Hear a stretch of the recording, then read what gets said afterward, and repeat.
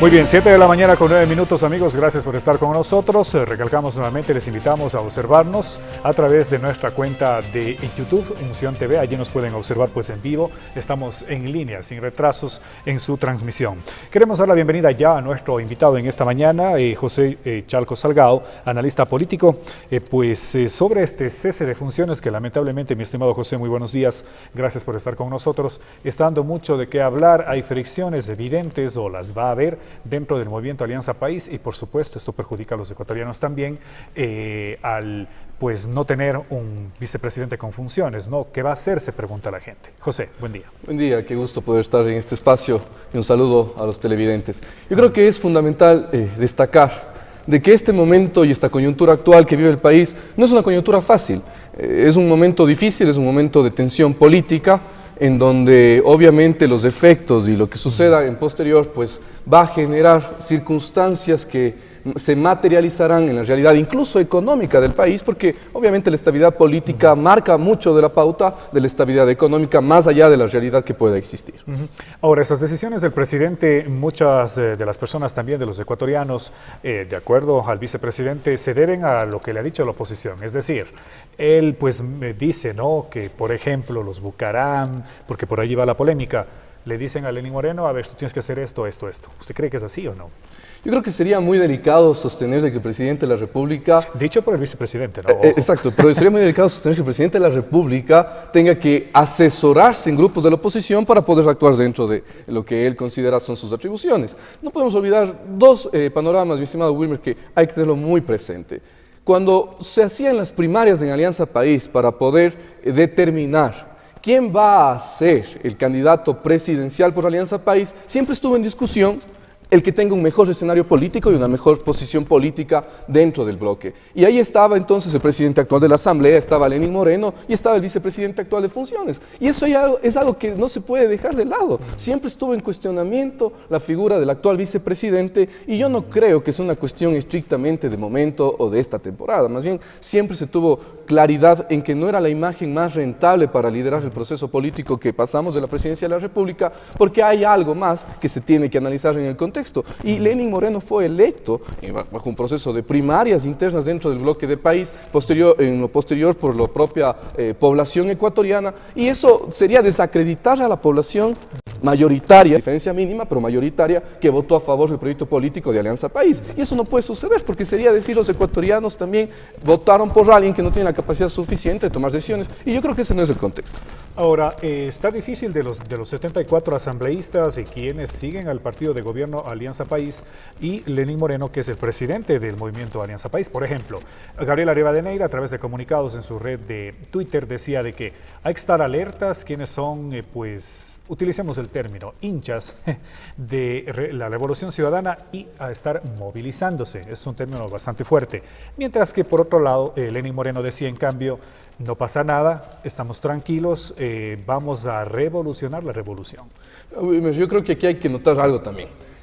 El momento que el expresidente Rafael Correa, que estuvo 10 años en funciones, sale de esta función, sale del país además, obviamente pierde un liderazgo notorio Alianza País, y eso hay que notar. Y eso es preocupante también, porque en 10 años eso estaría demostrando de que el partido político de Alianza País no ha logrado consolidarse como tal. No es un partido que goza de una legitimidad propia, que goza de una existencia institucionalizada si no existe un liderazgo alrededor.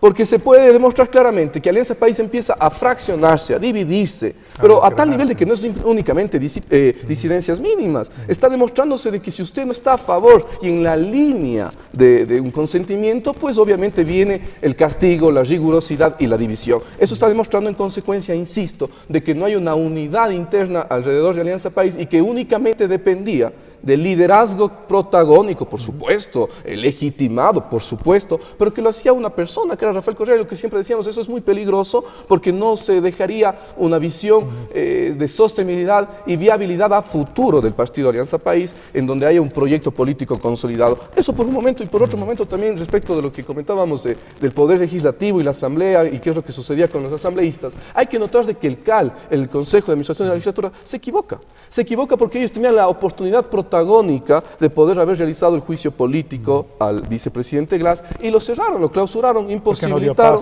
no dieron paso a través de, vea, y hay que ser muy categóricos en esto, no dan paso a través de una configuración contraria a la Constitución, porque la Constitución no determina de que es el CAL quien tiene que determinar las pruebas, pues eso se hace en el juicio político, se ve si la prueba es suficiente, si la prueba es viable o no es viable, pero el CAL, asumiendo competencias y extralimitándose, fue quien valoró esta prueba y bloquearon la opción del juicio político, y ahora entiendo que los propios asambleístas hubieran preferido ese juicio político de alguna manera hasta para liberarse de responsabilidad. Y ya que tocamos la Asamblea Nacional, yo creo que no está tan libre en este momento ya por las declaraciones que dio en horas de la noche José Serrano, que es el presidente del Legislativo. Él decía, por ejemplo, de que en reuniones privadas que tienen los 74 asambleístas, incluyéndose, pues tienen la orden o recibieron la orden de Lenín Moreno, eso lo dijo el presidente de la Asamblea Nacional, de protegerle a Glass. ¿A qué estamos jugando? Allí nace otra inquietud por parte de los ciudadanos y por supuesto de la oposición de que si este es verdad, no es verdad de lo que está pasando en el país. Yo sí creo que este es un momento de mucha tensión política, incluso por estas declaraciones y parte del juego político necesario que puede existir en la coyuntura de un poder legislativo. Yo creo que eso es parte de un juego político que se lo va a ir presentando a lo largo de este tiempo, pero que no podemos dejar que se dilate mucho también, yo creo. Hay que ver qué es lo que debería suceder. Y nace la duda también, pues si ellos dicen que van a defenderle a Jorge Glass, ¿de qué? Si ellos dicen que no tiene ningún delito, ¿no es cierto? Lo cual sería terrible porque entiendo que incluso asimismo en horas de la noche hay ya una última declaración de la propina de 14 millones en favor del actual vicepresidente Glass por parte de Odebrecht. Yo creo que eso es algo que debe preocupar. En la región, en Latinoamérica, tenemos presidentes, expresidentes que están con órdenes de detención y otros incluso ya detenidos, y aquí quizás estamos dilatando mucho ese panorama y sería pues obviamente perjudicial para la República y para la responsabilidad que debe existir en todo Estado. Pero yo decía, hay que pensar también en futuro y con eso quizás es un análisis interesante. ¿Qué es lo que podría suceder? ¿Qué es lo que podría darse? No olvidemos de que si llegase a existir, por ejemplo, una renuncia del vicepresidente, que muchas personas piensan que ya se le cesó en funciones, que no es así, simplemente se le restó atribuciones. Claro. Sigue siendo vicepresidente de acuerdo a la Constitución, pero podría ser destituido por el Parlamento o podría él presentar su renuncia. En ese supuesto caso, tendríamos que avisorar que la siguiente situación a presentarse es un poder que regresa al legislativo para designar quién será el vicepresidente de una terna, dice la Constitución, enviada por el presidente actual, que sería Moreno, quien envía esta terna al legislativo para que decida quién sería el nuevo vicepresidente. Ahora le consulto, de acuerdo a lo que se puede observar en el panorama actual, ¿puede suceder pronto o no? Porque a través de decreto tendrían que nuevamente devolver las funciones al actual vicepresidente, ¿no? Porque el decreto es indefinido, el actual. Así es. Yo creo que el decreto que hace Moreno, aparte de que tiene las características de indefinido, de general y obviamente para todas las funciones que se le pudieran haber otorgado o tener vicepresidente y restarle, esta situación yo creo que se avecina con cercanía. Yo no creo que sea muy sostenible todas las denuncias que existen. Está sin lugar a duda determinado ya el terreno de una presunción clarísima, indicios muy claros de que existió un delito por ahí. Hay audios de Odebrecht, hay audios y etcétera. Yo creo que hay un proceso en donde debemos confiar también en nuestra organización estatal, en la Fiscalía que está llevando adelante el proceso y demás.